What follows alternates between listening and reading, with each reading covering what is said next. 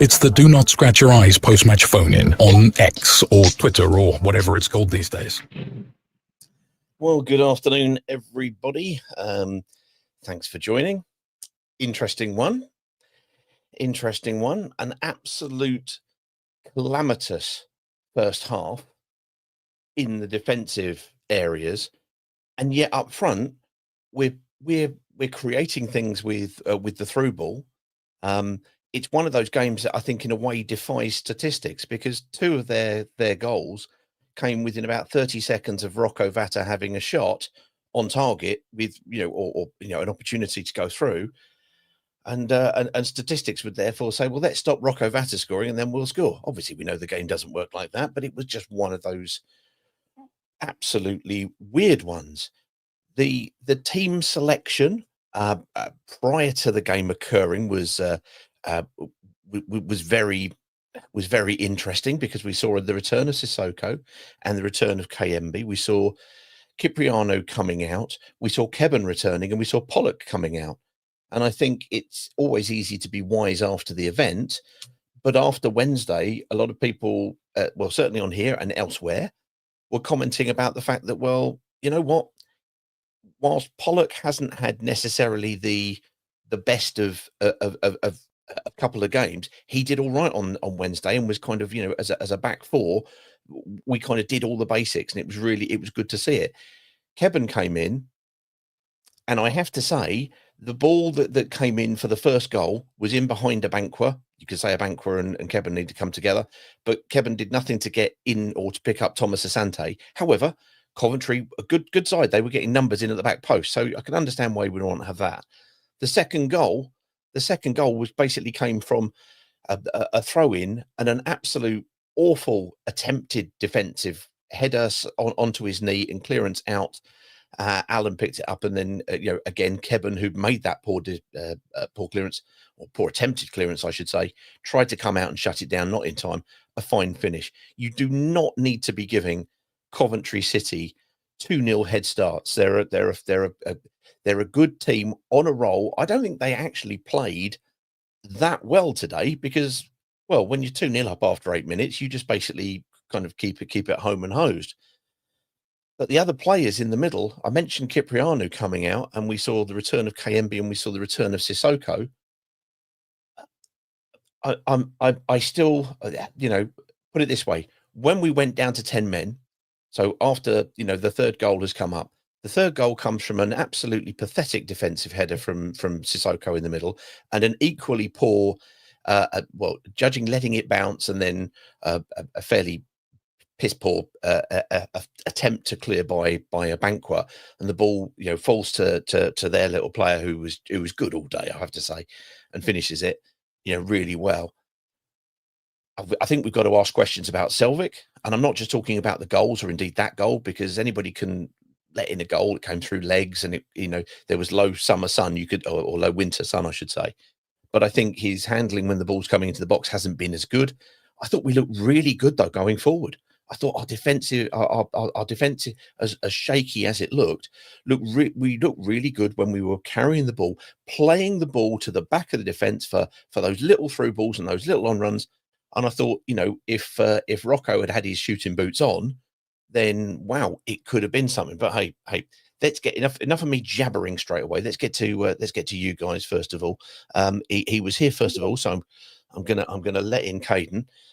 My thoughts are, though, that once, and I did put a comment on something that I was kind of chatting with at the time, was when we took, after we'd gone down to 10 men, and we brought on Pollock, who came in and did exactly what we wanted him and needed him to do, and we took off Sissoko. I did still say, well, at least we're still just down to 10 men, because that's how I felt it was. Please tell me if I am completely wrong. I'm more than happy to hear it. Yet we finished losing the game 3-1. Second half was really something to be proud of, I think. How incredibly Watfordy to go down to 10 men and then start, really playing. Cipriano comes on, does what we sort of need him to do. We kind of seem more organised. Pollock does what we need him to do. Kevin kind of keeps it simple.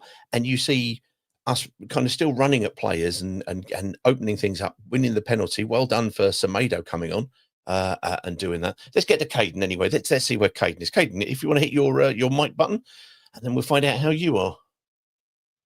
Good afternoon, Pete. How are you? Oh, yeah. I'm all right, thank you.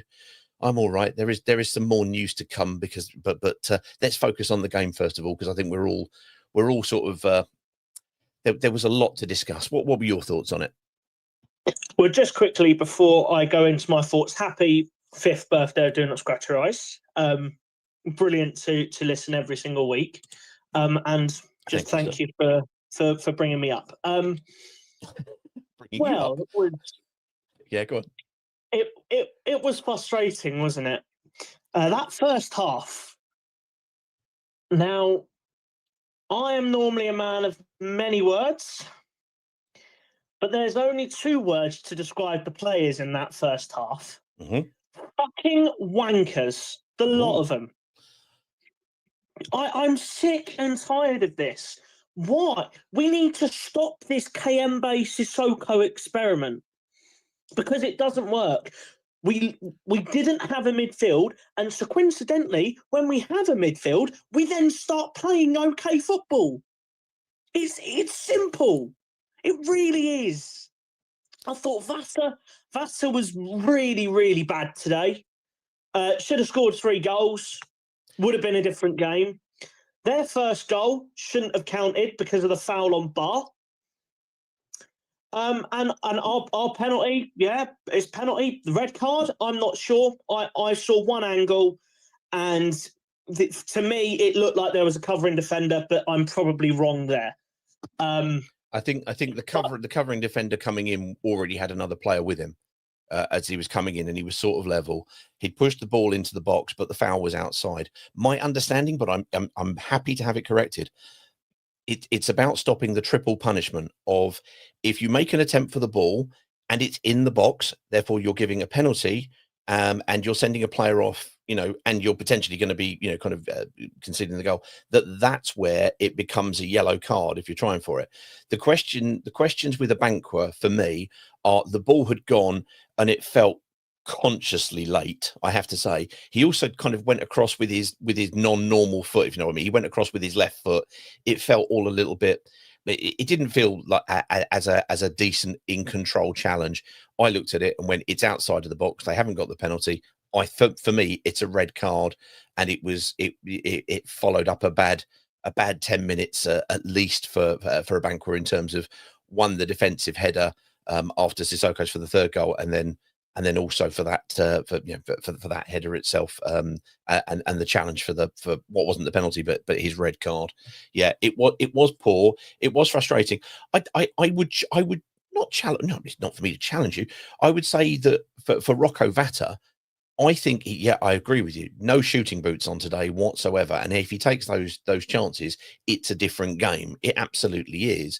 But I thought his all-round play and the movement that he was showing right up until literally he was replaced by Ince in the last sort of 10 to 12 minutes, I thought really gave us something. I thought we looked like we were, kind of, in really making it dangerous. It says a lot that Rushworth, their goalkeeper, was and I appreciate statistics are not everything, but on FOTMob was the joint highest scorer for the whole thing, was their keeper. The other one was their Takamoto, and our best obviously was Loser. So can we afford to kind of, or no, can we maybe cut Rocco some slack in terms of the other things? I agree with you on the shooting, but all round, I didn't think he had a dreadful game. I thought, other than finishing, he felt like a force for good for me. Well, you can praise him for the other bits, but the game is completely different if he scores those 3 goals. Very true. But he didn't, and that's where we have to criticise him. But my biggest criticism of the day is to Xavi for picking Sissoko and Kayembe. Now, for all we know, it may not be Xavi that's picking them, because there's been a lot of rumblings around this football club. We've done this to death last week, mate. Sorry, I don't mean to. We were talking all about this around the Sheffield United game. Was the fact that there are, rumours to that effect. I think you have to look at this particular game, and a lot of people were also therefore saying we could understand going up against Coventry why we might put in a defensive performance. That excludes the point of having Kayembe and Sissoko as defensive players, because, well, I would suggest that Kayembe is not really. I'm a little bit more forgiving for him, but Sissoko was playing up as almost a 4-4-1-1. He seemed to be able to go where and do whatever he wanted to do. Today felt like a contractual obligation appearance, as far as I was concerned. There, he jogs everywhere. He's basically let's be absolutely honest. This is the last season of this guy's career, because nobody's going to pick him up. And if we give him another season, holy hell, he's gone. He's gone. I'm sorry. He just simply is. But we can understand why we went and used the squad, etc. But I think fundamentally, your point about the midfield supposedly three would have been Sissoko, Kayembe, and Louza. You got rid of two of those. You brought on Cipriano, who admittedly has not been playing brilliantly, but on Wednesday did the Hector the Protector bit, gets in the right places. Yes, okay, sometimes the use of the ball is errant, and we look better with two in the middle than a supposed three. I agree. You there, sir? Well, genuinely, if you could start a game with less than 11 players, I would do. If you start 11 players and it means Sissoko and Kayembe, genuinely, give them 2 red cards. Refs should send them off immediately, and then we'd play well, because they're just ridiculous. And as soon as they come off, we have a midfield. It's ridiculous. The experiment is done. And if, I swear to God, if they start against Borough, then we have to boo them. Every time they get on the ball, boo them, because they are a sham to this football club. Okay. Well, there you go. There's Caden's point earlier on. Lovely stuff. Caden, are you Hornet Talk? Is that are you back in on Monday? Because I know you kind of took a break for the international break for a bit. When's your first one back? Well, we had our first one back last week. I was unavailable, but we are running on Monday evening. There's a lot to discuss. Cool. That's what I will say. Yeah, absolutely. Okay, well, look out for Hornets Talk on, I think it normally starts 7:30 on a Monday. Do have a look out for that. Let's get to Rich WFC2, who normally starts us off in fine fettle. But to be honest with you, Caden was in like Flynn as I was wobbling away. So I had to make sure we got in to say hello, Caden, because we missed him at the last couple of, the back ends of a couple of ones. But never mind. Rich, game of two halves. Discuss. Hi, Pete. Hello, Hear me mate. okay? I've got you loud and clear, mate. Good, yeah. It's a weird one, wasn't it? I'm not. Yeah, I think it to me it all comes down to, at the moment, what you saw today was a team versus, picking my words carefully, an assortment of talented lads put out there trying to combat it.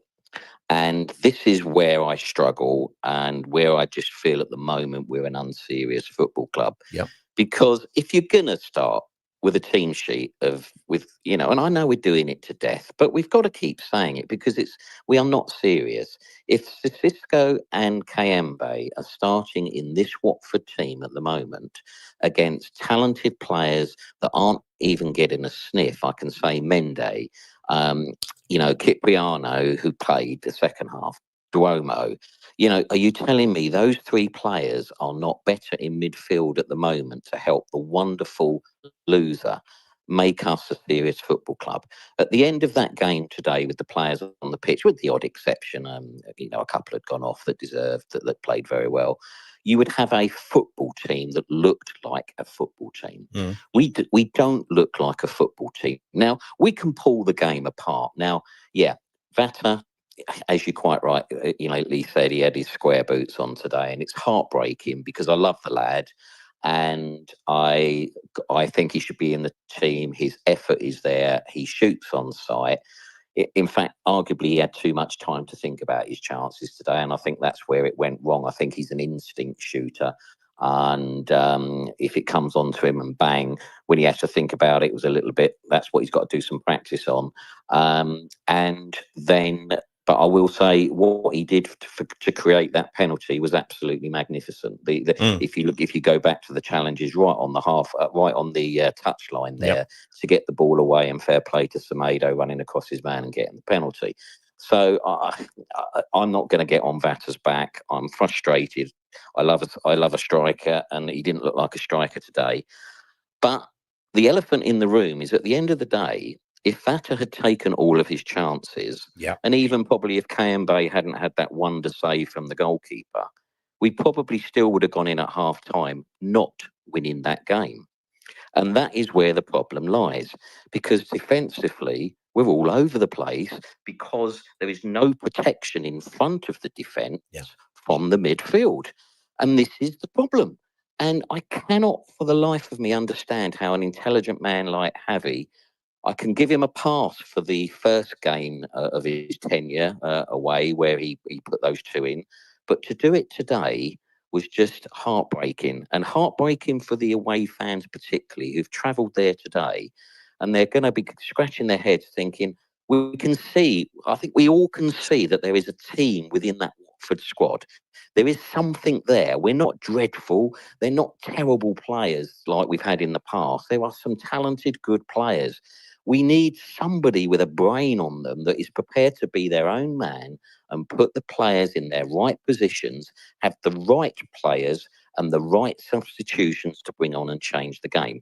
We can all pick holes in different players. Certain players are having in and out plays. You know, Selvik, I heard you mention, and you're right. He's in and out at the minute. I thought he did well the other night on a very greasy, wet night. Not so great today. I agree. Wednesday, I thought he had a good game. But there was sort of raised eyebrows in comparison to the performances that he made last season, and genuinely, I thought Baxter was a little unfortunate after his performance when he did come in to be straight back out again. Okay. So I do agree, and it's not a criticism.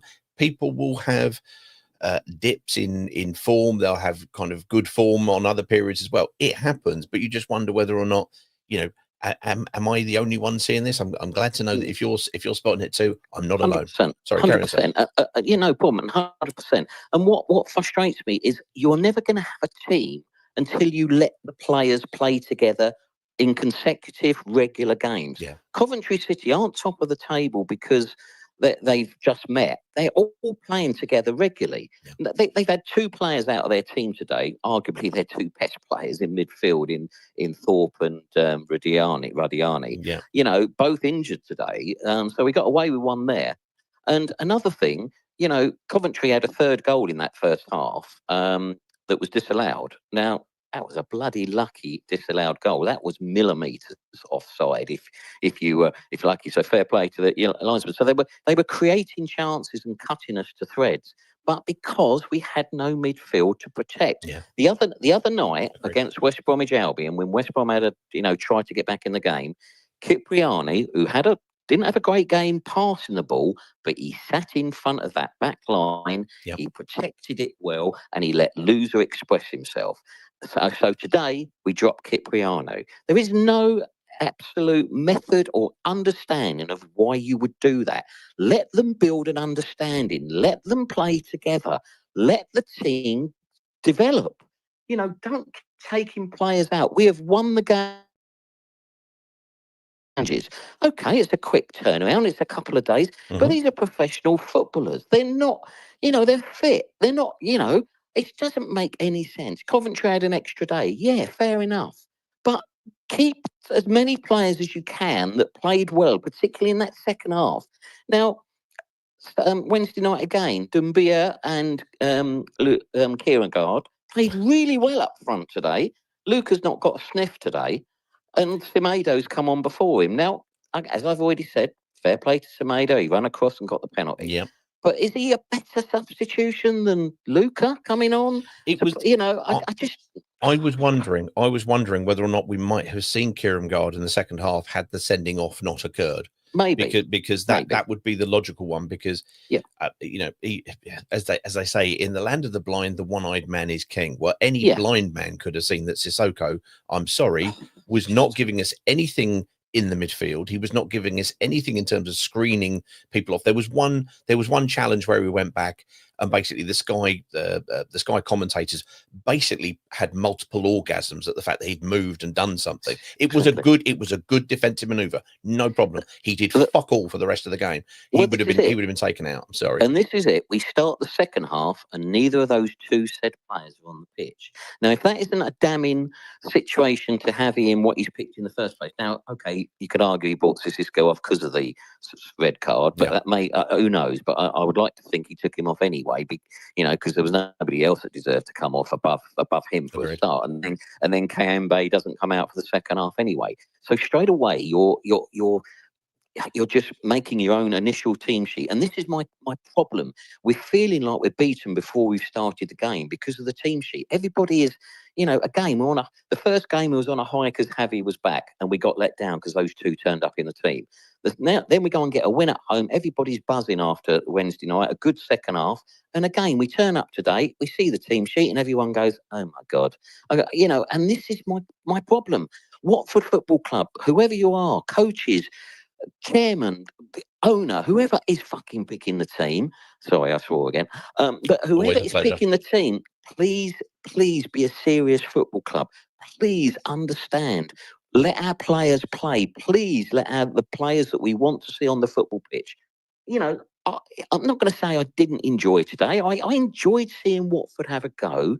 I had a good go in the second half. Now, okay, you can argue Coventry knew the game was won and they didn't have to break a sweat. And if you're Lampard, you're saying nothing silly, just play the game out, and they did. But we won. Take some small positives. We won the second half 1-0, and there were some bright performances in the team. Loser again. People talk about Grimes, who's a fabulous player. Yes. Loser was miles ahead of him today. In my opinion, it's just that Grimes is in the better team, and he's in a football team. He knows who he's playing with every week. Loser turns up on a Saturday and thinks, who's playing alongside me today? And it must be absolutely galling. And the centre half position, we've never had such a, I won't say luxury because we're not a luxury, but we've got some half decent, recognisable centre halves, I'm told. We've got one of them in Foremost Mendy, who we've never seen play centre half for Watford. Oh no, he's an established right wing back. I have it on good authority. Exactly. That's the only time we've seen him, and because of that, everyone's saying, "Oh well, he is an established centre half for Senegal. Senegal are an extremely good international team. They beat England a little while ago. Some might remember. They're no mugs. He's not getting a sniff. You've got Max Alleyne, England under-21, Manchester City player, who was having a really good spell, can't get a sniff. And we're playing, Kevin comes back into the team today and was rubbish. He's given the second goal away, and I just beggars belief. And it's so frustrating. And I don't want to be negative, and I really generally don't. The biggest feeling for me is just such disappointment and letdown. Let my players go out there and play. And if we get hammered, I'll take it on the chin and get hammered. But all I want to see is Watford players really enjoying playing their football, having a go, and not have to chase games down to death all the time. Again, 2 minutes in, we're 1-0 down. The times we are 1-0 down, we don't start games well. And how can you expect to start games well when you've got Tweedledee and Tweedledum in that effing midfield? It's got to end. People at the club, please sort this mess out and let us have our football team. Well, Rich, all I can say is echoes of Jason and his Technicolor Dreamcoat. Let my people go. Let my players play. He says, "Oh, I like that. I love it." Now, I've got to take you through a couple of comments on there. We're going to come to Sam in a minute, but I also want to look at the positive of this, and I think John Myers makes a great point. We're going to go through the comments and the 5 words. I'll explain a little bit more why they're not up on the screen for anybody who's watching. John Myers says, as far as 1-3 defeats goes, this was a huge moral victory. This was never going to be an easy game, but on a better day, we draw, or dare I say win. There was that element to it where we've come off. Their goalkeeper is the player of the match. We've shot ourselves repeatedly in the foot, 3 times, and yet there is something there to have. I think that's a great point. But I'm going to go to Sam, who on his second point chastises me for pointing out that Sissoko's not been very good today, because he actually points out that Sissoko has given us nothing in midfield since 2021. Sam, you're quite right. I stand corrected. I apologise. But he also said, he said it last week, Yavi doesn't know what his best 11 is or how to fit certain players into it. But he's also doing his own leg, starting us with 9.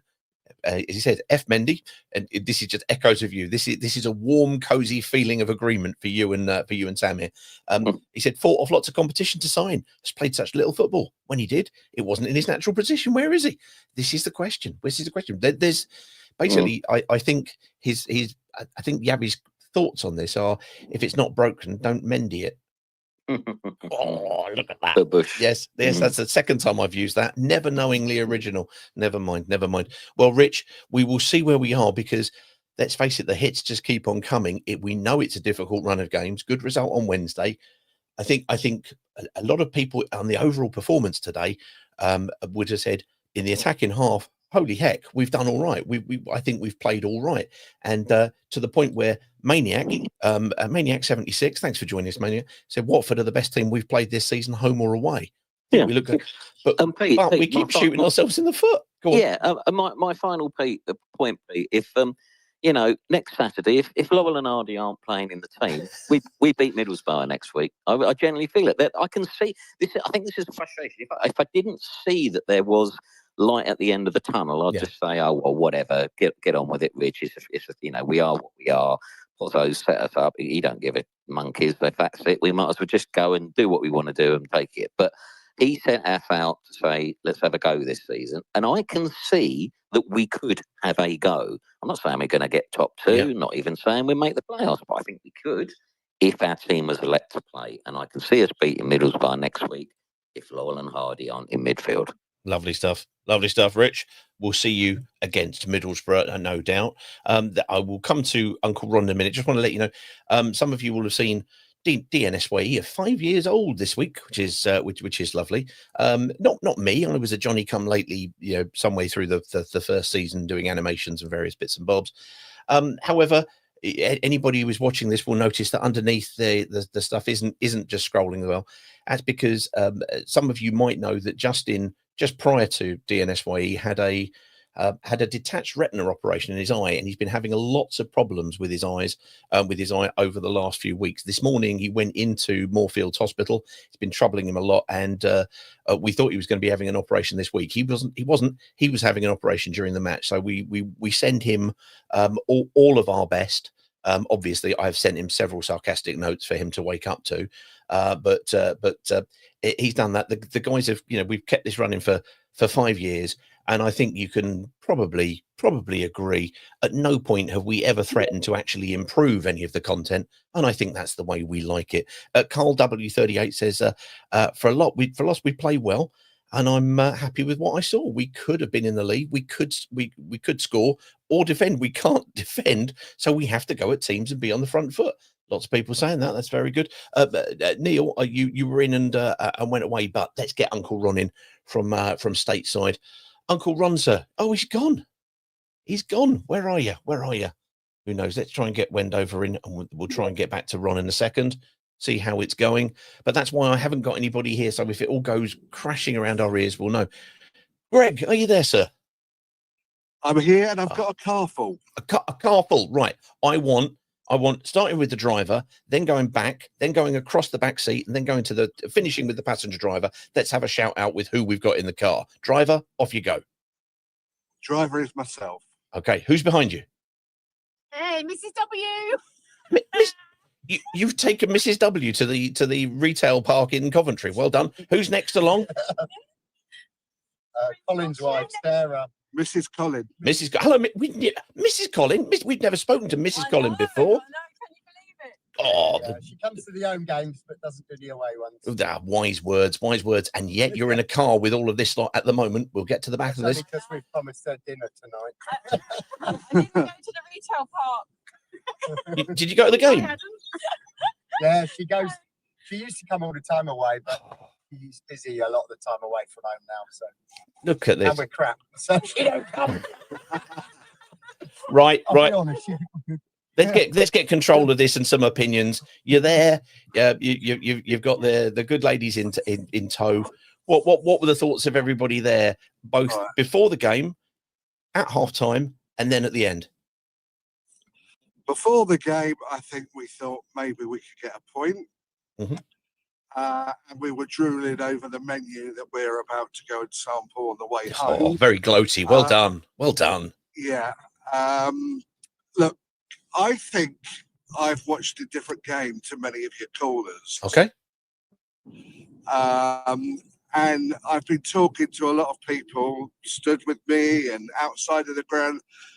I thought we did all right today, mate. I think that first, if you look at the first half statistics, all right, we were three. The goals column weren't in our favour, but they had 3 shots and scored them all.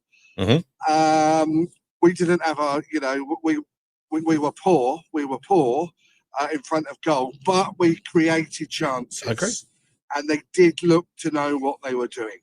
I think you're being a little, all right, I'm with you on Mr. Sissoko. Yep. But I think you're being a little bit unfair on him with talking about the protection of the back four, because he was playing further up the pitch today. No, we weren't. We were not putting No, him in the it's same not. place. He was playing as the 4-4-1-1. Effectively, he was the head of the triangle, if you will, but went all over the place. He did that one defensive effort in the back.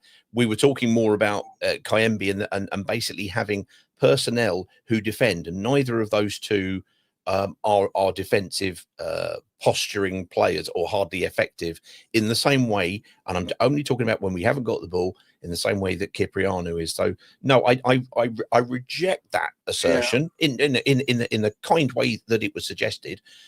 It's just, I think with them getting at us, you noticed great big Cipriano shaped holes. You noticed when the ball was being delivered into the box, that we didn't have the massive resplendent forehead of Matty Pollock heading it away. Now, I appreciate that this time last week, everybody was looking at Pollock and going, God, he can't pass the ball, can he? And the answer was, no, he can't. But we know what he was. He was top of the defensive actions, and he would have been today.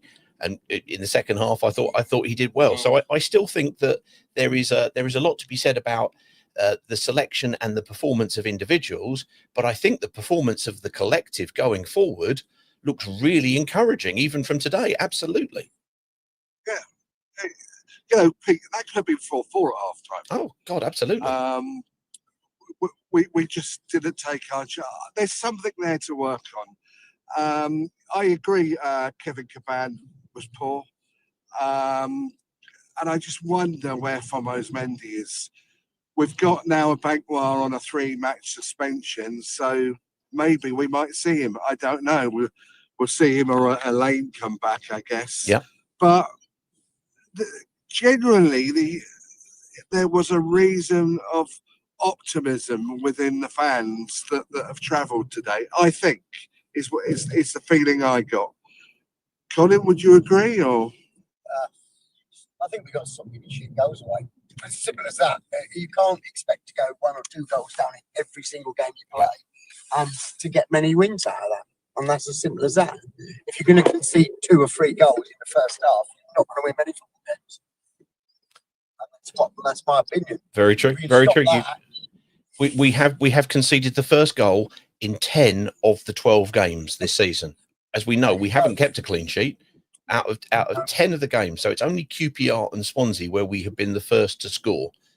If you keep conceding the first goal, you're causing yourself an uphill climb straight away. And that was the case today. But it was really nice to see, I thought, little darting runs, little through balls, looking to try to do things, and especially when we were down to 10 men. I thought the second half was a pride-inducing second half that nobody would have necessarily expected, and I do mean nobody would have expected at half-time when you're 3-0 down and you're down to 10 men and you're fearing the worst. I thought, at that point, and nobody wants to be at that point, but at half-time, a lot of people would have been saying, show some pride, give us something to applaud. And I thought the team absolutely did that, because I thought the personnel that we had on were square pegs in square holes, and I thought they worked like bloody Trojans. I hope they got a decent reaction at the end of the game, because I thought that was a good second half performance, and there was things that can be corrected for those 3 goals. We know what's got to be done. We've got to basically make sure that we've got decisive, dominant people in the box whose first thoughts is get that ball away from here. That's really what we need. Yeah. So whereabouts are you going to be eating? And then I'm going to be coming to Uncle Ron because I was trying to get him in earlier and he fell out. Whereabouts are we eating and what is the menu? It's a steakhouse that I saw a review on YouTube over, where they rear their own beef on their own farm. It's a little bit of a detour to get. I thought it was kind of on the way back from Coventry, but where is it? Bristol. Well, in fairness, that is on the way back from Coventry if you're going to Devon. Bristol. But yeah, okay. Well, it's not quite in Bristol. It's not quite in Bristol. I love your definition of a detour because let's face it, that's everybody's fucking way. One question for you. Go on, then. One question for you, Pete. Yes, mate. The Cov first goal, was that a foul on Bar in the build-up? I have to say, I did not see it. I didn't go far that back. I was more irate about the lack of decisive centre half play in the middle, which for me was on Kevin. Kevin's got to step forward. The ball's coming in. Yeah. He's got 2 players to his right because they were getting players in. He's also got Ngakia to his right. So yes, Ngakia's got 2-1. However, fundamentally, if the player runs into the net, it's not a goal. You've got to defend the ball. And the ball was there in front of him, and he made absolutely little effort to get up and get across it. Another issue, fundamentally, all throughout the game, was the number of times we don't jump when the ball is put in to contest a header when the ball is put into our box, and they were all as bad as each other on that. Well, Bagwell let it bounce, didn't he? Yeah, for one of the goals. Yeah, absolutely. Yeah. Right, guys. That is.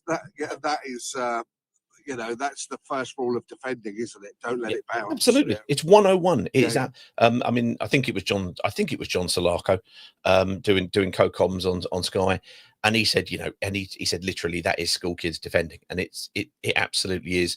You had Sissoko's bad header, where he was completely free. There was nobody within about 5 yards of him either way, and he managed to make an absolute cods of it and head it back and put Abankwah into difficulties. Abankwah wasn't able to or didn't, and he let it bounce, and then the lad got the other side of him. Hey, we can defend every single goal in hindsight, and all of that. They're the ones who've got to go and do it. But there's certain characteristics that at one half of the pitch we didn't show, and that at the other half of the pitch we did. And then in one half of the game we did that, and in the other half of the game, in terms of the chronology of the game, the second half, I thought there was a lot for us to go, okay, nobody would have taken this 3-0 at half time down to 10 men. But in that scenario, that's the only thing that they can do is the best they can. And they won the second half 1-0 and gave us at least something positive to take from this, which is going forward, we look like we can do something under Javi, and there seemed to be some determination. So we will see how it goes. Do enjoy Bristol, which, as you all know, is a small satellite town of Watford. So go and enjoy that. Go and enjoy that. See you later, guys. Right, there they go. Going towards a little steakhouse. Little detour. Let's get Ron on. See what Ron says. Oh dear, oh dear, oh dear, oh dear, oh dear. There you go. Ron, sir, are you in a cupboard? Are you child free? For the moment, yes. For the moment, they're around. But they're not. Oh, hold on. Let me close the door. The dog isn't happy. There's dogs now as well. Yeah. There you go. There we go. Look, mate, it's been a down, up, down sort of week. I think there was something in that game from some of the players I think that we can look at, but there was a lot that wasn't right, especially in that first half. What are your thoughts? Because a lot of kind words from the Coventry guys. Sky Blue Deck said thought you were arguably one of the best sides that we've seen at the CBS this week. Thought 3-1 flattered us, but thank you very much for that, guys. But from a Watford standpoint, what were your thoughts on everything? Well, we need to talk about Sissoko, Peter, again. And I'm going to use 2 words, very strong words here. The first one is sinister, and the second one is treason. And I'll I'll talk about Sinister first. Okay. Sissoko, I think we can all agree, was incredibly poor when he first played for us. Incredibly poor. We can all remember that captain's letter that he put out before that Norwich game. You remember the rallying cry, and we surrendered 3-0 to Norwich. Yeah. But going back to Sinister, when he left Watford, he had a year remaining on his contract. Don't know if people are aware of this. He had a year remaining, and he was transferred to Nantes in France, who, as we all know, Mogi Bayat, his agent, was heavily involved in. And he's as popular there as he is in the WD18 postcodes. Yeah, indeed. And he went to Nantes, and I don't think it's beyond the realms of plausibility that when he left Watford, that he was perhaps told, well, if we've been relegated, the cash flow's a bit tight. You can go off to Nantes. But when you're even when towards the end of your career, I mean, even though it was the end of his career, you can come back and we'll give you 2 years. Is that beyond the realms of plausibility, Peter? It's not beyond. Well, nothing is beyond the realms of possibility. I think the point is he's connected to an agent who is, and we asked this question directly about it, and we're told he's just another agent. And frankly, that was simply a lie. I'm sorry, that's the only other word for it. Simply, agents don't have such total control. They don't drive a company car. They don't have an office at the training ground, and they don't command massive swathes of deals that have absolutely nothing to do with them on the club's behalf. So no, I think the man we're talking about is Mogi Bayat, is a malign influence at the club, but he's connected very strongly to Gino Pozzo. But Mr. Bayat and Mr. Pozzo's wife did a driving thing for charity. Fair play, go and do it. But it shows that it's not simply another agent, because I don't believe Mrs. Pozzo has done anything else with any other agents' wives of that ilk. So yeah, anything is possible. Would it have to happen that way and that contrived? No, because if the man's there, he seems to have greater influence than any agent should have. And well, we've been calling this out since we lost under Roy Hodgson 4-0 at Wolves. That was the night when I started calling that out. So you know how far that's been back, and you know how much we think about it. So was it planned? I wouldn't be at all surprised if it would be look, we're always here to come back to. The narrative that went with Sissoko going out there was that he wanted to go to Nantes because the club would get a fee. Now that was a nice thing and a nice place to go, but obviously we don't know the understandings of that. But of course, when the club get a fee, an agent normally gets a fee. Just saying. Indeed. And then I'll go to the word treason, because we can all look at when the team is picked and say, well, so and so shouldn't be starting. Why is Kayembe starting? Yeah. Why is this player starting? But when you start Kayembe, that the argument can be made that he's there to break up the play. He's a defensive option. That's a reasonable argument. But when you start Sissoko, he's finished. He's finished at this level of football. There's a reason why you don't see many 36-year-olds playing at this level of football.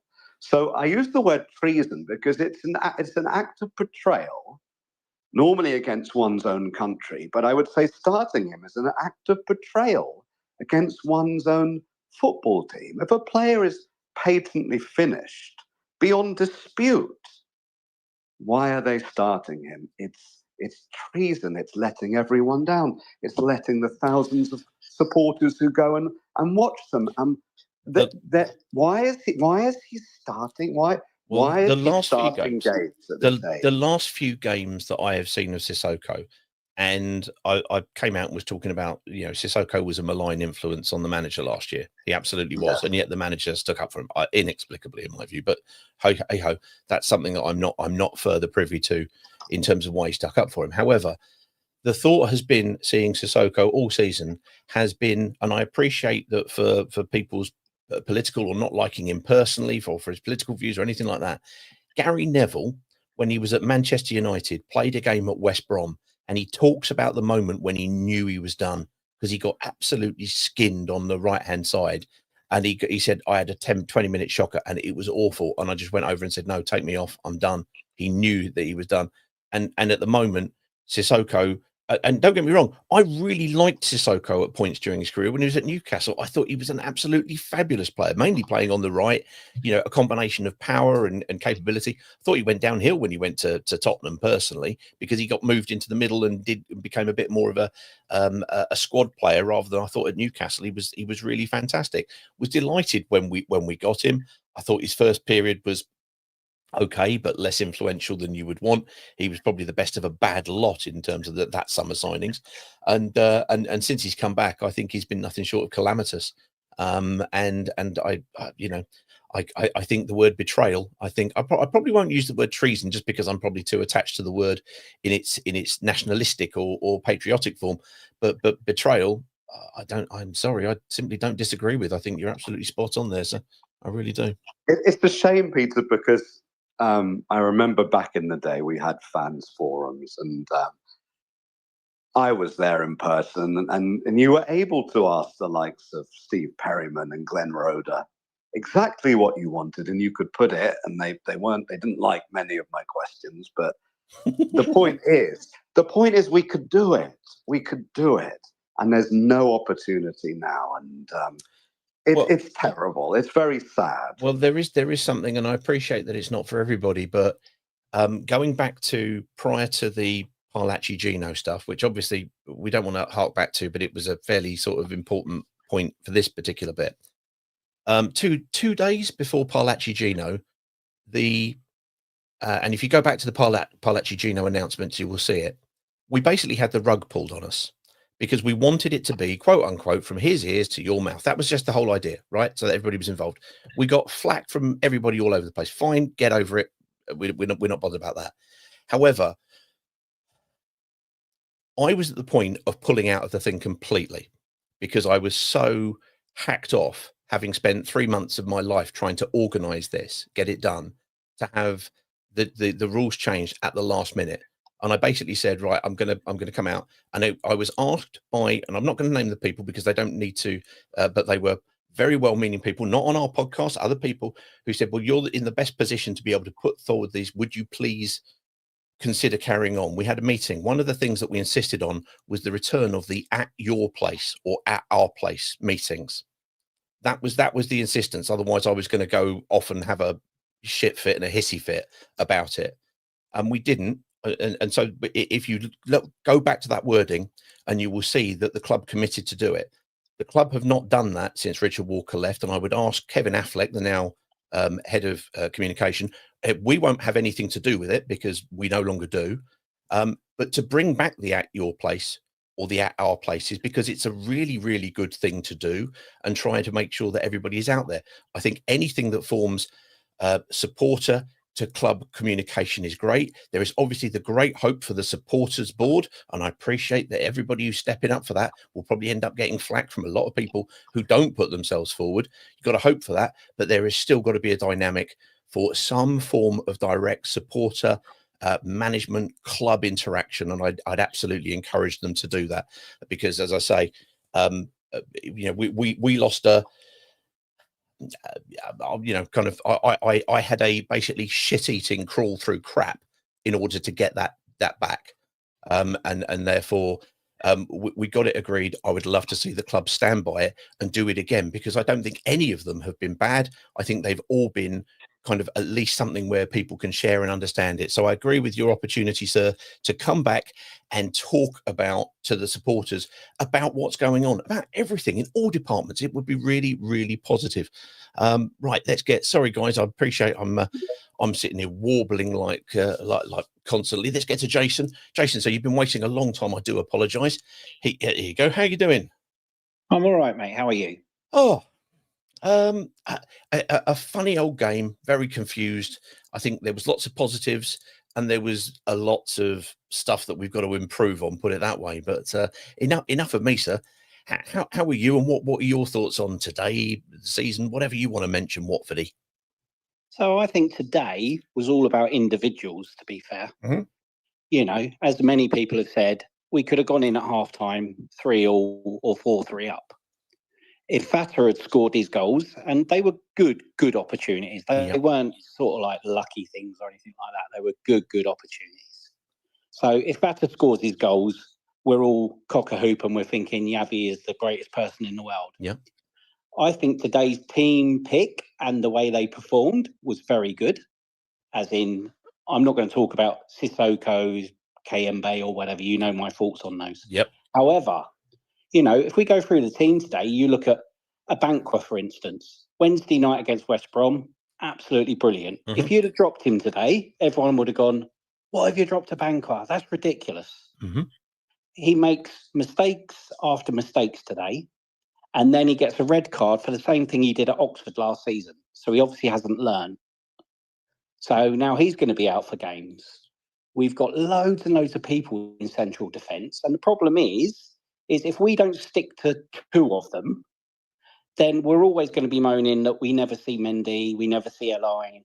You know, is Pollock good enough? Is Pollock not good enough? Yeah. So, in a way, you can't really win in that centre of defence. I don't think, anyway. It's fair enough. Do you feel?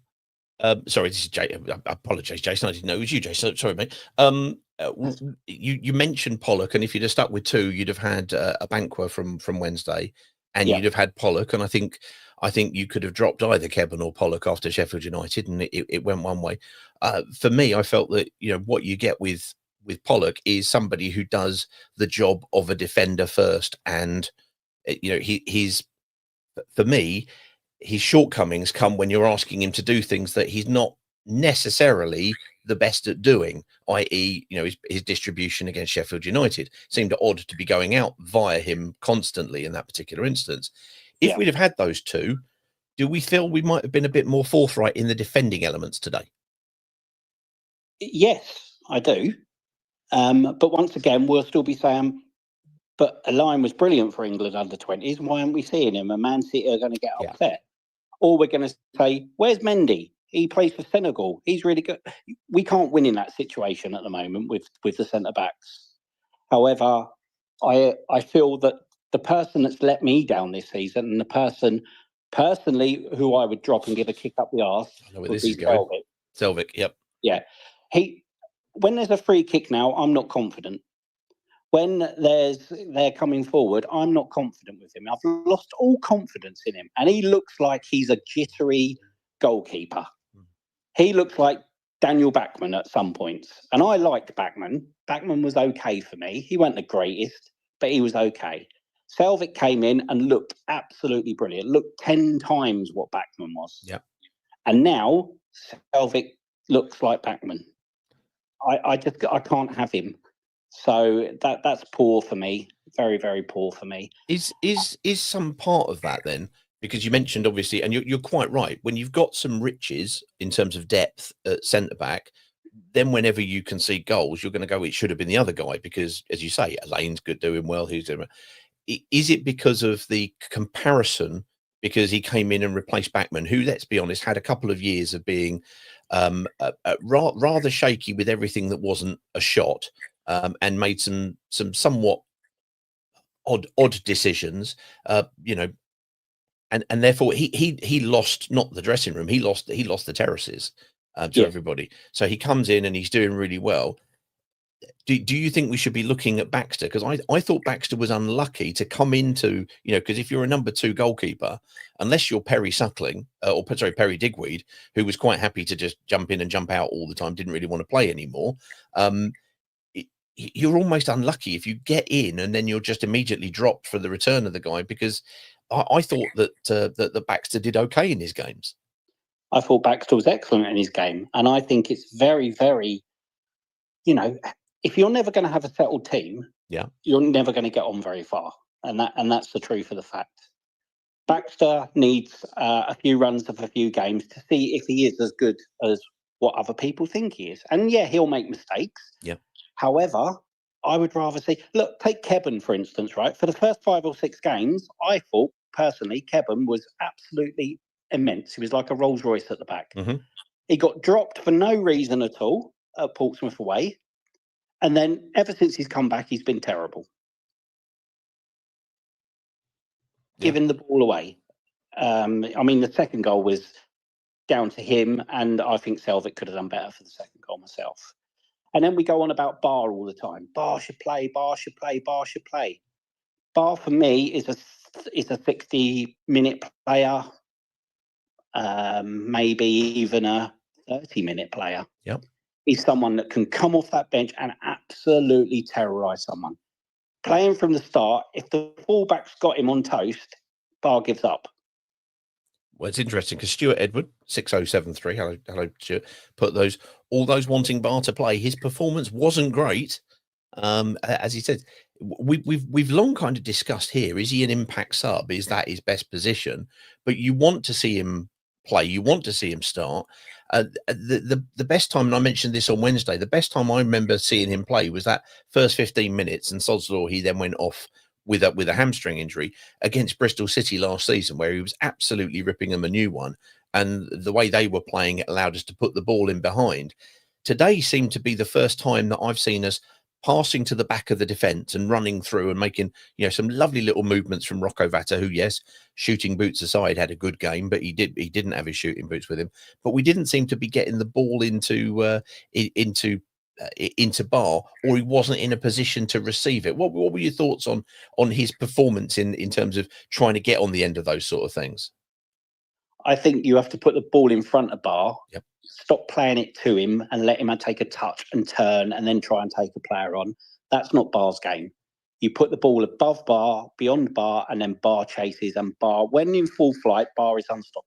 Yeah. But you've got to put him in full flight. And personally, I think a player like that can't play for 90 minutes. You have to give them impact. So you go at them and go at them and go at them. And you can only do that for so long. So for me, Bar today, waste of time, absolute waste of time. And there's another player that I know you like. And I said to you, I think I said to you right at the beginning of the season, I'm not sure he's strong enough. And that was Kyprianou. Yeah. I watched him in League One a couple of times last season. And I was worried about his strength on the ball. I just thought, I don't know if he's got it. First couple of games, I thought, he's all right. He's not too bad. He's in the right places at the right time. However, the more it's gone on, once again, he got dropped for no reason. Yeah. Comes back and has been absolutely awful. And when he comes on today, even today when he comes on, he done okay. He was there and abouts, but his wayward passing and his strength on the ball for me worries me. It really does. But if you put that team together properly and give it a proper run of 4, 5, 6 games without making 5 and 6 changes, I think we've got a squad there. It's an interesting point because, and I appreciate the idea around rotation and what have you in terms of trying to keep fresh players, and if you've got a 3-game week, but your point there is a salient one, because Cov have a number of players that they play that's the staple, and when we talked to them in the midweek, Kessler Hayden, who they signed, was one of their biggest outfield signings. Yes, Rushworth has played, but he's played the majority of the games. I think the only game he missed was against Portsmouth. But he has played very little football because he's kind of stuck with this developed side, developed over time, familiarity, understanding where people go, and that leads to understanding where the ball's got to be delivered for Thomas Asante or for Haji Wright or for Simd or whatever. They kind of know and they understand. And I've described them this week as scoring on muscle memory. They weren't particularly, by their own accounts, outstanding against Portsmouth, but there's that understanding, there's that muscle memory, there's that ability to open up teams, and there's also a little bit of experience in front of goal. One of the things I've said this season, I'd love to take your view, because for people who don't know, Jason is familiar and has discovered a number of players for Watford in scouting roles here. So we're not talking to somebody who doesn't know what he's talking about. Those 3 players that I just quoted there have got an awful lot of experience in comparison to our 3 number 9s, shall we say, in Semedo, in Doumbia, and in Kiramgar. But I think that if we follow the same trajectory, I think in a year's time, next season, if we're doing all right and if everything is kind of in place. I feel that this second half and those players with that extra year's experience might be putting us in a reasonable position to go forward. What are your thoughts on them as fledgling number 9, so to speak? Well, I think Dumbia will be a very, very good player in maybe 18 months, 2 years' time. He builds himself on Drogba. That's who he looks at. He thinks Drogba was the best player that he's ever seen playing up front. And I like Dumbia. I like his speed. I like his effort. I like everything about him. Kieran, he's one of those players that knows where the right place is. Yeah. He automatically knows where the right place is to be. It's not been running for him so far this season, but the game against QPR, he just knew where he had to be. And if we put balls onto that boy's feet, he will score goals. Semedo, I'm a little bit like, I think he's still got a lot to learn. But he's a big lad and he's playing internationally as well. So I think all three of them are going to be like you. They, you know, another year's time, another 18-month time, those boys are going to be quite unstoppable. But at the moment, we haven't got a centre forward of a name. We can't say a number 9 every week because we could pick either of them, really, at the moment. And as for Imran Louza, oh my God, what a player. Absolutely. Well, Joan and Betty said, bar discuss. Well, we've done just that, so thank you for that. But Joan and Betty also kind of said, my real concern is there is a lot of talent in this squad that if we don't go up, we'll be moved on. Well, yeah, that's always the risk. Obviously, at our place, we'd have to hope that the conveyor belt would carry on and some be bought in. But it does, you know. I think the point and the point from this conversation with Jason especially is, let's have a little bit of solidity. Let's have a little bit of foundation building, because you know this comes down to one of the things that everybody said about Petzolano. He didn't know his best 11. Let's have something, settle it. And then everybody starts to understand the roles and the bits and bobs. Jason, sir, thank you ever so much for that. Fantastic stuff. I want you back on more, please. Thank you very much indeed. There's Jason, who has picked out a number of players who you will have seen playing for Watford. Let's get to John. Mr. Parslow, sir. Mr. Parslow, how are we doing? Hello, Peter. Hello, mate. Hello, mate. Oh, sorry. There's no point in asking you how you are. Everybody else has asked you already, so don't need to do that, I think. No, that's fine. That's fine. Come on in, sir. What are your thoughts on everything today and everything this week? Yeah, I think in a weird way, I think I'm just going to build a little bit on what you and Jason were talking about, but because I just want to frame it in two ways. One, a little bit about today, and then a little bit about tomorrow. So we'll do it that way. Today, I mean, yes, same as everybody else. I was sort of obviously just immensely frustrated, and I don't know how I'm meant to feel about that game, because I sort of enjoyed the whole experience, but just frustrated because it was, in a way, it was one that got away. But at the start of the game, I was sort of, if I try and analyze it, I kind of understand a couple of things Javi was trying to do with the changes, because maybe he wanted Kevin's pace at the back a little bit. So probably, I mean, obviously, you know, ultimately I'll sit there going, right, we definitely miss Pollock. But at the start, it was okay. But it was midfield. And I come back, and what I disagree with Jason a bit, the only thing I want to say was the Cipriano part in the centre, right? Go on. I'm sorry, because I picked this up versus the West Brom game, especially in the second half. There was a slight change, I think, into the second half against West Brom. And Cipriano just sort of sat slightly deeper and let loose a flow. And it was, and I think you said it in some time, the Hector the Protector role that he's known for. And he's that understated player.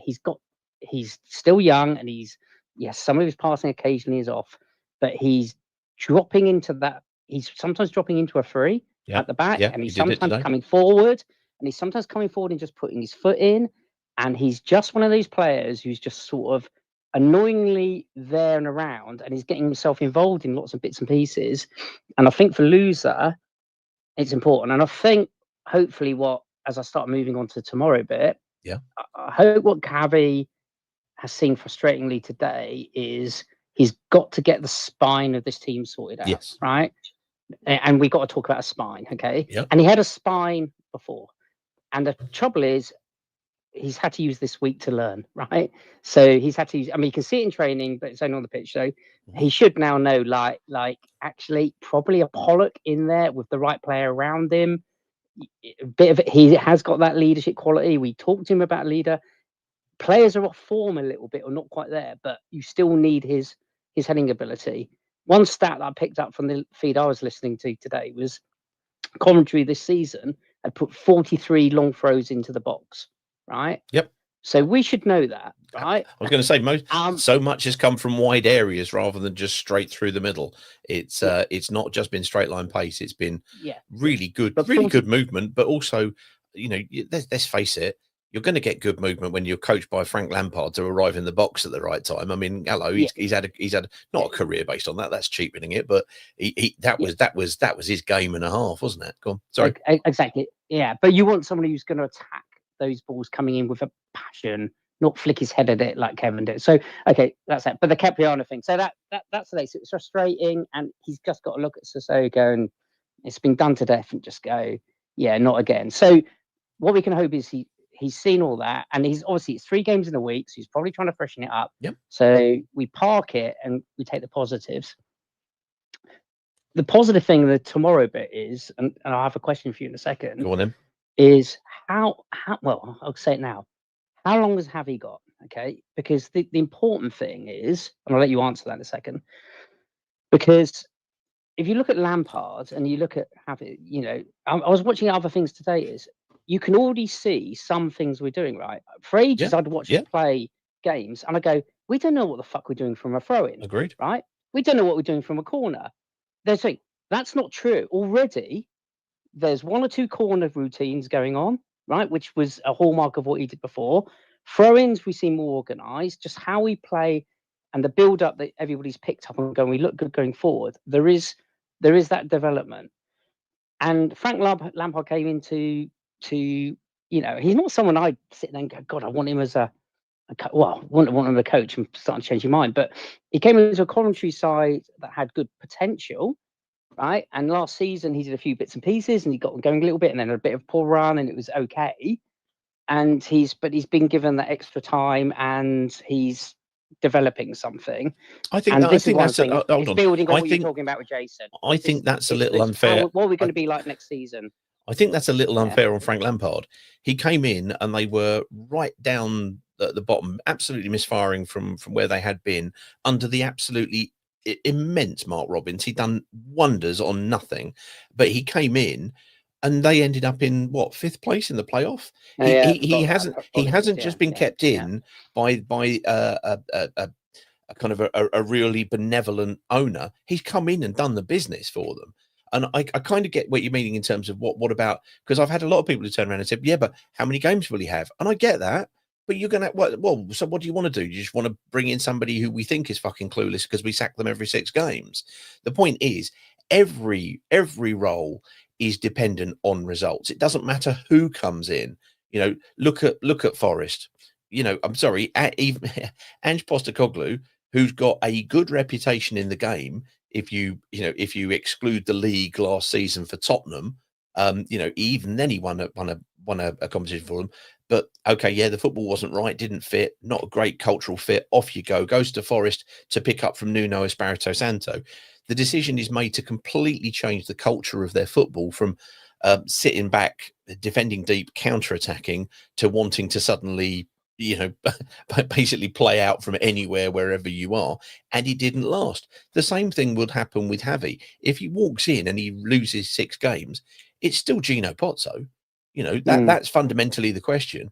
What we have to try to get to with this whole Watford shenanigans bandwagon, whatever you want to call it, is a point whereby Gino has an exit plan that will allow him to move on. And genuinely at that point we're still going to be in the unknown, because suddenly he'll be back in the Premier League and money sort of is great, even though, as we all know, we built up 138 million pound of debt in the Premier League. It's not the money pit that everybody thinks it, or the money grab that everybody thinks it is. Costs you there's a lot of money that can be oh, I don't know what's the phrase I'm looking for. Drifts away from the club, shall we say? It's the wages to stay in balance. Well, exactly. Exactly. Yeah, You've got a bigger bucket, but you've got a bigger hole. Yeah. Nice phrase. No, sorry, apologies. I forgot. I did forget about where Lampard started from, but I think my main point is, I think, which was you and Jason talking about, is we have clearly got potential, but we have a young squad. I do think, and I want, I think we do have a manager that is the right person to develop those players and develop a pattern of play. And there was a lot of that today. That's why it's so frustrating. So my main hope is that, it may not be enough this season, but you can see that progression. And I mean, Jason, you covered it a little bit, because it's exactly what I was going to say. It was like, there are players there they can develop, and then they include Semedo, actually. First couple of games, I thought, what is this? And actually, he's made an impact when he's been playing. So Semedo is very, very raw, but he has come on since his first appearance, and he's done well. He's done well today. I think there's a couple of things I think to look at. You started off with saying, I'm not quite sure how I feel about today. I'm gonna fire back at you, and I'm gonna use the words of you might know the gentleman. His name is John Parslow, and he has said beforehand, I judge a game by how many times I get off my seat, how many excited moments I get. And I thought, even in the first half, we all had moments that got us off our seat for good reasons, as well as at the other end for bad reasons. In the second half, I thought there was a lot to be proud of. I don't think today was defined by how we all felt at half time. I think the game was an interesting variance of some real issues that should hopefully now be absolutely apparent to Yavi, because you can't keep making the same mistakes, because then you will be out of a job if those same mistakes lead to what we've seen already, which is goals conceded. But going forward, the opportunity, people making darting runs to go in behind, and the threaded balls coming through was absolutely apparent all throughout the game, even when we were down to 10 men.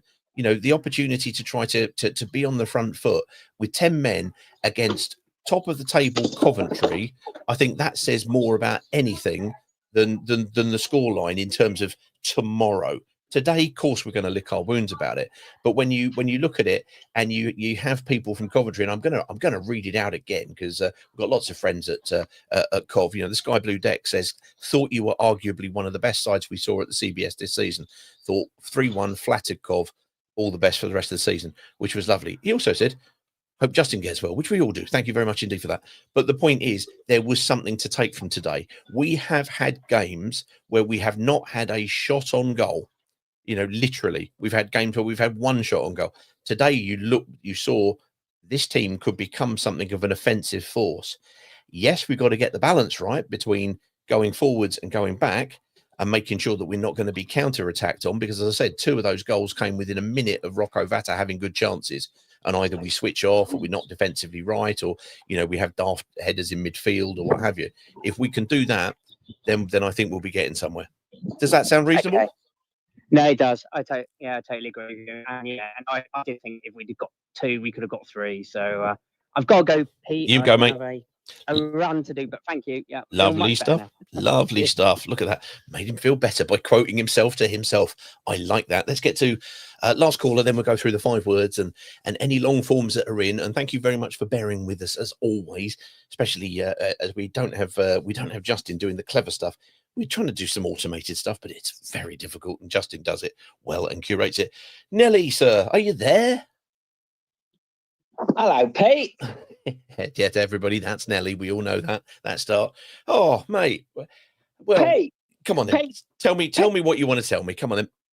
Pete, you just mullered John Parslow. I'm too nervous to speak. I didn't muller him. I quoted him back unto himself. It was an exciting game. There was lots of good stuff. And I think, got all the time in the world for John. No problem with that whatsoever. Okay. First of all, best wishes to Justin. Absolutely. Thank you. I took one of my twins down to Moorfields when he was a little nipper, because he was running around the flat in Camden, and his brother tripped him over, and he had Sooty's magic wand and poked him in the eye. So I was going to say, you sound like you're describing an imminent disaster, but you sound like you're about to burst out into laughter. And then you got to City's magic wand, which I hope is not a euphemism.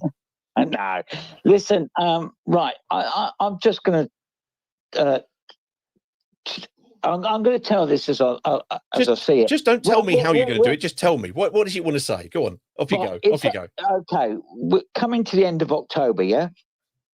You're going to tell me the game doesn't start until February, aren't you? No, I'm going to tell you the game doesn't start till March. Oh, there you go. There you go. There's the change. I got it wrong. Sorry, everybody. I'll pick a little couple of things out. Is if I watched it on television and first of all those people that trash Matty Pollock, look at the second half. It's early days. Fair play to Frank Lampard. He's doing well, and if he spirits off into the distance of the future and no one can catch him, well, that's that's down to him. That's down to him and Coventry. Then everybody's fighting for the second place. Then everybody's fighting for the playoffs. Okay. The television I watched, Sky TV, they didn't berate us today. They didn't make us out to be a bunch of losers. They thought that we played a really good game. If you look at the Abankwah sending off, yep. All he needed, I personally think, to do was to accelerate and stay alongside that guy and then try and put him off his shot. I don't think he needed to make that cross foot. Yeah, I agree. I agree with a lot of your guys today. We need to have a look at that goalkeeper situation. I'm not digging the guy out, but I think we've got a really decent second keeper. So maybe when the FA Cup kicks in, we should let him take the role of that. It's a long season, Pete. Yep. It's going to be maybe a cold, horrible winter. Maybe we will come to the end of February and poor old Frank Lampard's soldiers have all died a death through cold and injury. You're killing off Coventry players now here. This seems a little harsh, but okay. No. Coventry players dying because it gets cold. Seems we're finishing on a low note. Go on. No. What I'm saying, Pete, is what the championship's like. Yep. It's too early to call people out. I thought Hector did really well when he came on. I thought that, I thought all in all, it was a game that we were going in. Everybody, all the bookies had booked us to lose. Yeah. And then do you know what? I think that going down to 10 men was a really good situation for our manager, because then he could go, oh God, now I'm down to 10 men in the championship. What the hell am I going to do? And I'll tell you what, he'd done a really good job. Well, there you go. Well, there will be those who will argue, and I would certainly be one of them, that we stayed at 10 the moment that we took Sissoko off and brought Pollock on, because I'm sorry, just I don't see what he gives us. Lovely. Thank you very much indeed for that, Nelly. Lovely stuff. We take a little while getting there, but there's some good nuggets in there. I think I do indeed. Let's just quickly go through some of the from the YouTubes. Then we're going to go through some of the 5 words. Then we're going to go through some of the long forms to finish. Basically, Milchman 3611 says, if only. Yeah, it could have been if only. Saul Smitherman, 3755 says, so much talent up front, but no stability at the club. It's a lurch from one era to another. Some positives, though, despite the awful moments. Frustrating. Yeah, I think we've seen I think what most people think is the squad we've got has been well assembled. They also quoted on Sky, just to repeat what sort of touch on what Nelly's just said there, that we've got the youngest squad in the championship. So performed well this season. We've now got a manager in who could come in and do what Lampard did, and we might end up being there or thereabouts. But this time also next season, another year older, another year more experienced. There's a lot there to be interested in, I think, for me. Josh Lewis says Rocco left his shooting boots at the Vic. He did. I still think he did a lot of good stuff other than that. And I appreciate that's a ridiculous thing, but I go back to the old Gary Lineker thing about, missing a chance. Be there to miss the next one. Obviously, we hope he doesn't miss the next one, but there you go. Joan and Betty, who makes several points, said just when you think defensively we have numbers and some quality, but obviously not happy with Selvik or the lazier Banquer challenge. Vata is a great chance creator like Chak Fatadza, but no finish. Well, this is true. And Melanie agrees with that. Absolutely agreed with that. Watford are the best team we played this season, home or away, said Maniac. I mentioned that earlier on. Thank you from our friends from Cov. Really appreciate it. AA Hornets 86 said they took their chances. We didn't. Could have been 3-3 before the sending off. Very, very true. A few comments from Nathan Harrison. Hey, Nathan. Said random one, but just to say thanks, lads, for jumping onto YouTube. This says, well, no, thank you very, very much. We're just trying to spread the nonsense even thinner. And of course, don't expect any form of improvement anytime soon, especially in the eye department, because that's what Justin's hopefully having sorted out at the moment. He also says game of two halves. We really need to start sorting out first half performances out. Been an issue for 2 years now. Absolutely, as has been, and it was under Cleverly as well for a long period of time, conceding that first early goal. Remember that?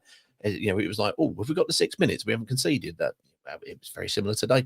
John Myers read this out earlier on, but I think it's absolutely essential that we hear. Hopefully, what we try to do with DNSYE is to give your comments voice. That's all. And hopefully you can give them yourself. If not, I'll read them out. As far as a 1-3 defeat goes, he said, this was a huge moral victory. This was never going to be an easy game, but on a better day, we draw, or dare I say, win. Absolutely. Sam said it. He said it last week. Yavi doesn't know what his best 11 is or how to fit certain players into it, but he's also doing his own legs, starting us with 9, obviously alluding to Sissoko and Kayembe.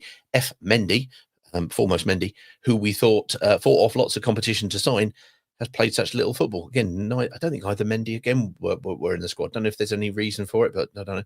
He said when he did, it wasn't in his natural position. Where is he? Absolutely. Sissoko hasn't given us anything in the midfield since 2021. Absolutely showing me up for being an idiot for just pointing out this season. I do apologise, Sam, and I stand corrected. Carl Wilson said, for a lot, we played well. For a loss, we played well. I'm happy with what I saw. We could have been in the lead if we could score or defend. We can't defend, so we have to go at teams and be on the front foot. Ryan Burgess came back in and said, from what I've heard from sources close to the club, one being a former player, Gino chooses the starting lineup over the manager. Whether that is the case still, I am unsure. I'm sure. Yeah, look, let's be honest, right? He's got a technical director who talks to him. The technical director will have an influence. Of course, there is an absolute influence. Whether or not he picks the team under Yavi, this was the discussion last week, but it's always something to watch. I get it entirely. Carl comes back in. Carl Wilson says, we can't be a front-footed team while playing Sissoko. Nathan adds, Uncle Ron comes on when we lose. Shock. Yeah, well, in fairness, he did try and come on after Sheffield and then said, I'll see you in midweek. Didn't, but he was here. And hey, everybody's opinion is valid as far as, we just like it to be civilly put. And Ron now, does that. Carl also puts, I would have taken 3 points from this hard week after last Saturday's game.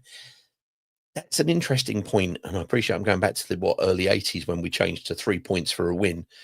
But would you have taken 3 draws and gone, look, we haven't been beaten, but we've actually gone for it. We've got 3 points, so points tally, that's there. Sky Blue Deck, I mentioned that just a short while ago. Thought we were really great, which is very nice. Happy birthday, says Carl, and get well soon, Justin. Thank you very much. DNSYE saved my life, he says. No, we didn't. No, we didn't. It's not. If it's not broken, don't fix it. But in DNSYE's case, if it's broken, we refuse to fix it, says Gary. Hello, Gary. You're quite right. Look, we could try really, really hard and be serious and try to be good at this, but we know we're not. So what we do is we have a lot of fun. So sometimes we do things because they make us laugh. They don't everybody else. We know we're Marmite, but fuck it, we're here. Let's have fun. Sam said, going forward today, we were positive, but defensively, the issue started with the midfield. 0 cover until MS and EK departed. We know who that is. To follow the performance on Wednesday when they didn't start and we won, with them both starting today, is just infuriating. Feels like the club are experimenting with fans' well-being. I love that. I love that. Sam, more of the same, please, for future games. Love this entirely. Stuart, as I mentioned, said all those wanting Bar to play. his performance wasn't great. No, you're not wrong. It was subdued, shall we say. It was subdued. If you keep starting Sissoko and Kayembe, says Sam, the hill to climb is mountainous. Yeah, absolutely. Let's go down there. Carl describes a banquet as Wanker Bank, which I don't think is entirely fair, but he said he was poor today. Mark, hello, Mark, said awful start, another defeat. However, at least we played with an identity, looked good going forward, and created some good chances. Unfortunately, Vatta's finishing was terrible today. Lots to build on from today's second half performance was so good, says Carl. We've got the players to do well in the championship. We've got to use the right players in the right positions. Slowly starting to regret my bet that I placed at the start of the season for us to get promoted, says Ryan. No. You go with that. And I'm sure it'll probably still have a cash out value of something just in case. Joan and Betty said, bar discussed. We did. My real concern is there's a lot of talent, but it could be moved on. That's always the threat at Watford. We know we're a trading club. My concerns have always come when we've been selling and we've not been bringing the new ones on.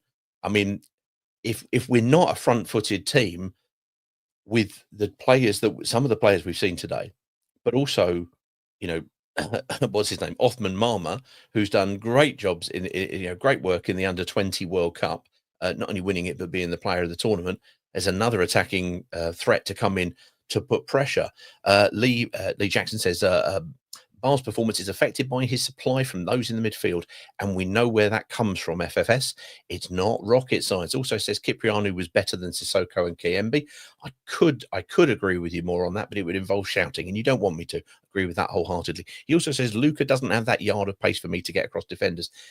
I agree, but he does know where to be in the box. He has improved his hold-up play, and I think we have to look with all three forwards for me how they're going to be in 6 to 9 months' time. I get that, you look at the difference between us and Cov today. Thomas Asante, experienced forward, and I think he's really coming into his kind of purple patch. Haji Wright is always a threat with the pace, and then they can bring on Ellis Sims, who they bought for 8 million from Everton. We are buying in a different market, and maybe we're buying the green bananas, and we need to wait until they ripen. That's because I had to go and buy shopping for my mother, and she wants green bananas, if anybody bothered about that. It's about the supply and progression, he says. I like this a lot. I'm Shindog, says seeing Musa start versus this team was crazy, personally. Don't disagree. Lee's back. He says Spine is a Banqua, loser, Dumbia. Oh, that's going to be something we're going to do. Right. Okay, we're going to do something on social media, and we're going to put out a poll or something or other. We'll wait until Justin is out and can see. We'll put out a poll, work out what our spine is. Lee's already in there with a Banqua, loser, and Dumbia. I like that. Shindog is back with Kevin. Never fills me with confidence, but others swear by him. Shindog, I'm with you. I remember us playing down at Portsmouth last year. He ended up getting sent off, but he was trying to do lots of little pirouettes and stuff. And I think he's cut that out of his game. But I don't know. Maybe I'm not convinced. But as Jason said, pick two, stick with them, get them to combine and play. We heard from Rocco Vatta this week that they're also saying, well, individually we're doing well. We've got to do better as a team. As I always describe it, yes, the bricks need to be strong, but the mortar's got to be strong around them. The teamwork, the chemistry, all of that. Maybe that's where we need to go with. Carl said my bum was lifted a lot during that game. Too much information there, Carl. Sissoko and Kayembe must not play again, says Ski Boy. Thank you for that. Shimdog's back with, personally, Matty is one of our better defenders. Him and James, which is a Banqua, are our most solid duo, which I know sounds crazy after today. No, when Pollock came on, I thought we looked more solid. And that's what I want from my defenders. I want defenders to principally defend first and foremost, and for me, that's where the concentration, the focus is from Pollock, and I like that a lot. I appreciate I'm an old fart, so other opinions can be valid. Tom A1WFC says Sissoko ducking behind a Banqua for their second goal, which put Kevin off, and then having the cheek to point the finger at other players. Awful player with zero care for Watford. That's interesting. I'll need to go back and look at that. It was a header. He kind of misjudged it, but as you say, if it could have been Sissoko going to put him, but he kind of headed it onto his knee, and then it fell to Allen, and he tried to get out there to stop it. Didn't work. Oh, Ski Boy's back with ASA. Targu Murez win 3-2 against CSM Slantina. Currently second. This is in the Romanian second division, which we're all also following because it's far too much hardship to not do so. But 6 points off the top place. Well, we need to know, Skipper, how many people go up, how many teams go up. Good work once again, but thank you very much. It's very kind. On another day, we win that game, says Shindog. Again, I know that sounds crazy. Don't worry. Crazy around here is simply normal, and I like it a lot. Good afternoon, Pete, says Ryan. Hello, Ryan. Thank you for doing those welcoming post-match chats. We need to continue to work hard for the next 3 games. We need to work hard, really, for the remainder of the season. Let's be honest. That's certainly what I would like. Right, let's get across to the 5-word review, shall we? Let me just quickly take some banner nonsense off the screen so you can all see what I'm looking at as we go down. Vic Bates says, weirdly enjoyable, notwithstanding comedy defending. I think that's as good a definition. I've got to say, Vic Bates should be in charge of summarising everything about Watford as far as I'm concerned. Started with 9 men, finished with 10. WFC chef. Well done, sir. Well done. Ryan Cripps, piss poor defending today, but there's definitely positives to take from that young squad. We looked really lively in the second half. It was very frustrating. We didn't take our chances, which was certainly cost us today. Good effort from the Orns. Was there a game today? Asked Edward Hayter. No, don't worry about it, Ed. You don't look. Pick the fucking right side, says Daniel. Stop playing the terrible twosome, says Smitty. Pete Ryan says a Banquer, 3 goal mistakes and a red. Jane Kearney says loser should be our captain. Loser is our captain, providing Sissoko isn't there. I do wonder if it's something contractual, because I can't see any other reason for it. Kieran Gard needs to play more, says Casper Campion. Harry says clinical impotence. Clinical impotence. Defensively shambolic. Frustrating. Nice like that. 10 men is the key, says Mark. Thank you for that, Mark. That's what we need to do. It's a bit like conceding the first goal. Let's get the first man sent off and then we'll play. This is exactly what Nelly said. KMB and Sissoko can fuck off, says Brian. Hello, Brian. Gaz, Northwest Dawn says, take positives. There were some. Work on the negatives, shooting and defending. Yes, pretty elemental kind of thing. Simon Parkin says defensively shambolic. That's both teams. Yeah, that's. I mean, we got at them, but I thought we saw better movement. I really do. We've had so many games where we've had the ball and the opposition have had the ball, let us have the ball, and you've looked at the team and gone, "There's no movement." There was movement today. Still room for improvement. People's calling out about Barr and saying, we need to get the ball in front of him. Should he be being used at the start? Should he be used at the end? That's gonna carry on. But it's quite refreshing to go, and this will sound even more monstrously stupid than most of the things I say, which, let's face it, is a high bar.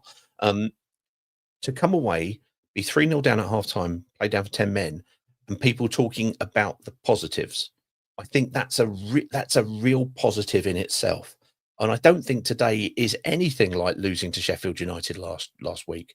That was a game where I didn't think there was any identity. I thought we did see identity today, albeit with moments of absolute fuckwittedness. From a defensive point of view, it happened. But it's interesting that everybody feels yes, shambles, but there's something. Stop conceding so fucking early, says Willie Eckers. Like, hello, Ken. Pete Joylis Jones says, what the actual fuck? Ben says, Curry tonight after that shite. Thank Ben. Have a nice time. I hope Jarvis is well. M says, Selvig questionable. Second half better. Like that. That's good. Loser will go in January, says Mark Carpenter. Oh, Mark, would you stop bringing me down? That's a nasty thing to say. Probably true, but there we go. Hampshire Hornet says second half win without KMB and Sissoko, playing with 10. KMB and Sissoko, says Brian. Defensively poor, shooting even worse. Karaoke, that's a nice one. I have to say, Gary, karaoke is one of the better ones. Got to stop picking Sissoko. Rob Sterry, hello Rob, hope you're well over there. Hopefully some positive learnings today. Exactly, that you guys sum it up so much better than me. Potential with the right lineup. David Sweet said 3 points, 1 in the second half with 10 men. That was B Bennett, by the way, said potential with the right lineup. Paul Wilson says statistically hard to explain that. If statistics are there and will support many things, but as I said at the start of this nonsense, if you look at every single statistic, when you're working in statistical sciences, there's a phrase which is correlation does not always equal causation. And that means that you can have statistics that suggest something, but that doesn't mean that they're actually the thing that's linked to it. As I said, we had 2 shots that missed from Rocco Vata, and within a minute they scored. And you can look at that and you could justify the fact that, well, if we stop Rocco Vata shooting, then chances are statistically the Coventry won't score. Those 2 things do not equal each other. but there is a lot of statistical valid stuff as well that when you look at the game, people will work out. And I'm sure that will be coming about from the more analytical guys this week, I'm sure, on the socials. Latin 10 says, weirdly, I was quite proud of them second half. I know it's weird. Yellow Army says, poor defending and finishing, but we did actually play well. We're mid-table at best, says Stuart Cashmore. That could well be the case, Stuart. That really could be. Thinking about it, is we got very excited about the young potential. Maybe we need, maybe this season we're mid-table at best. Maybe with a bit more coaching with Xavi, because I think we look more of a team in the last 2 games than we had for all of the games before. And I appreciate some people will say, "Oh, I can see what Petzolano was doing." Okay, well, if you can explain to me, I'd love to see that. But I think we've seen better, more advanced in the opposing area. We're playing with 4 at the back, and Petzolano took the view that we can't defend with 4 at the back. There's an argument to say that weren't wrong. Who knows? But we're hopefully committing to something of a shape. Hopefully, he must be able to work out, again, with the use of statistics and the eye test, that Sissoko doesn't really give you very much other than a headache half the time. We won the second half, says Zlatan, and Jason said, we just need a Vidra. Oh, blimey, do we need a Vidra? That would be something, wouldn't it? That would be a lovely thing. Right, let's get back to our long forms, and then everybody can get off. Look, we're 5, everybody. Just so you know. Oh, there's us, me talking. There's me looking at me. That's not good, is it? Crikey, how anybody's computer screens can put up with that. Right, long forms, then we will finish for the day, and you can all go and you can all drive to Bristol and go to a steakhouse, because apparently there's lots of room. It's only the Wendovers who are there. Mark of Watford in England says, defending? What defending? What do you know about the defensive coaching going on at that club? Who, if anybody, is doing it? The players appear to be completely uncoached in the fundamental marking, closing down and tackling practices. We're laughable in and around our own area. Lawrence says, well done, Pete. People have been critical of Matty Pollock, but today showed us the most important thing for a defender is defending. Lawrence, I couldn't agree with that more. WFC Chef says, spooky showing that with our 2 ghosts haunting the midfield, offering some ghastly interventions and then vanishing from view for long periods. I like that. Dave Lavender says, you can't fault that performance for effort. Kept going until the end with 10 men, but it's the same old story up front. You have to put your chances away. Otherwise, you get punished at the other end. And unfortunately, we were. Ultimately, there is only one statistic that really counts from a matchday experience, and that is, of course, the number of goals scored. It's not wrong at all. Paul Fiander Turner says, I went straight to the gym straight after the final whistle went. No idea what everyone else has said, but here's mine. Lots of promise going forward. Defensive is unable to bully week in, week out without Pollock. Loser is a class above. Sissoko, bloody Nora. What's that got to be it now? Well, look, you basically summed up in about the 30 seconds I took to read that what we've been talking about for about an hour and 40 so far. So you're not far wrong. Harry H.J. Clark says, I'm happily email your voice at Watford FC to petition Sissoko never plays for the club again. Paul Fiander Turner says, tell me why I don't like Mendes. You see what he did that? That's good. You got to know your Boomtown Rats for that. Louis Teixeira, go and Google Irish punk bands from the late 1970s.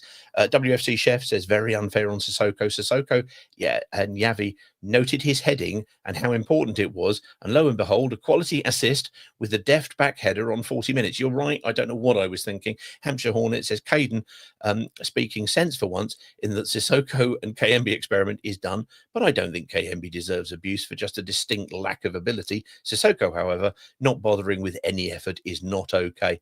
I'm with you there, but no.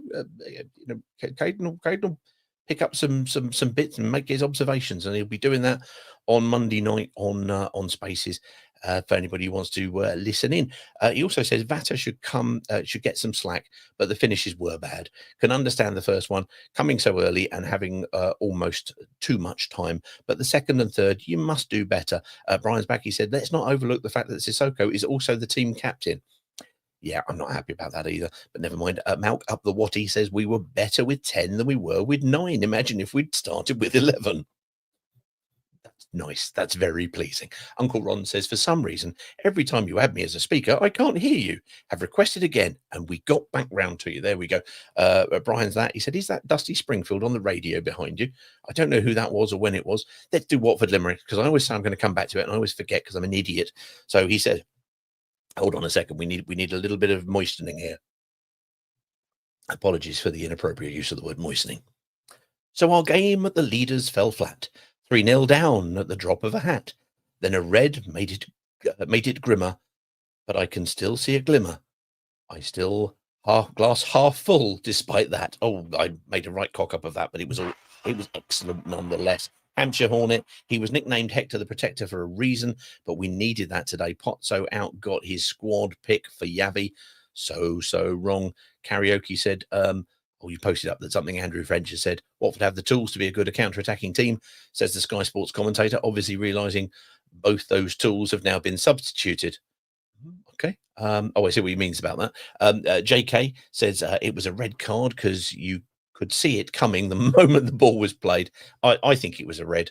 I think it wasn't well executed. I don't think it was well judged. I think he would have done better to have carried on, but carried on running and trying to do something. But for me, I think Haji Wright basically got it done him for base, and I think he was thinking, Christ, at 3-0, I've got to do something.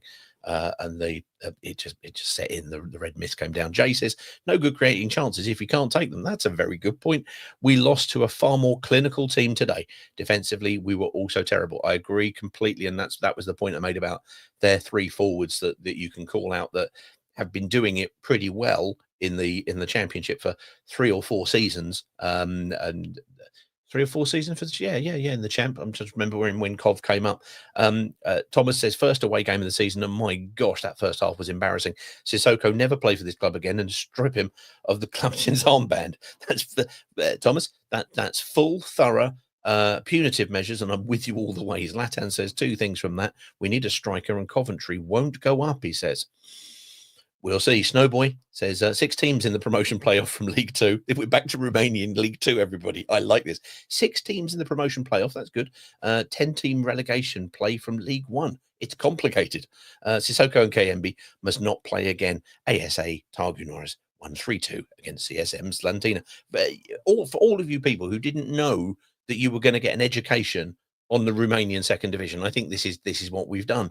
5 years ago, Carl and Justin started off this nonsense, and we've carried it on ever since. As I say, there is. I would say there was no room for improvement, but I would probably correct myself and say there is no hope of improvement. But we'll do things, and we'll just continue to try to have a bit of a laugh, and hopefully, as best possible, is allow the platform, if that's what you want to call it, or the podcast, or whatever kind of words you want to describe it as, for you guys to get involved in as much as possible, because that was the thing that Justin was most keen on from the absolute start, was getting questions in from supporters if we were talking to various people. Do that, and then the Spaces has popped up. We're onto YouTube now and various things. That's the key thing to us.